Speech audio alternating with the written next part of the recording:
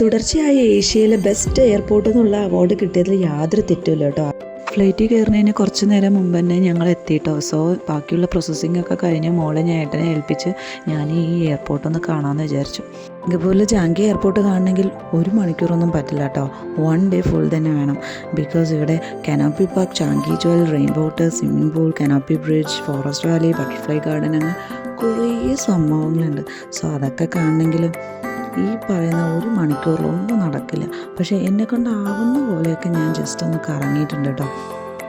അപ്പോൾ സമയം കഴിഞ്ഞു. പിന്നെ ഞങ്ങൾ നേരെ വിട്ടത് എവിടേക്കാണ്. ഇവിടെ പോയി കഴിഞ്ഞാൽ കണ്ണ് തള്ളിപ്പോവും. കാര്യം അത്രമാത്രം നമ്മൾ കാണാത്ത കുറേ ഐറ്റംസ് ഉണ്ട്. അതിനും ഒടുക്കത്തെ വില കേട്ടോ. ഈ കാണുന്ന കുപ്പിക്ക് ഏകദേശം 7 ലക്ഷത്തിന് മുകളിൽ വിലയുണ്ട് കേട്ടോ, നമ്മുടെ ഇന്ത്യൻ മണി കൺവേർട്ട് ചെയ്യുകയാണെങ്കിൽ. അപ്പോൾ എന്തായാലും നിങ്ങളുടെ കാര്യങ്ങളൊക്കെ നടക്കട്ടെ. ഇപ്പോൾ ചാങ്കി എയർപോർട്ടിൽ ഇത് മാത്രമല്ല, ഇതിലും കുറേ കാഴ്ചകൾ കാണാനുണ്ട്. സോ അതെല്ലാം ഞാൻ അപ്ഡേറ്റ് ചെയ്യാം കേട്ടോ. Bye bye.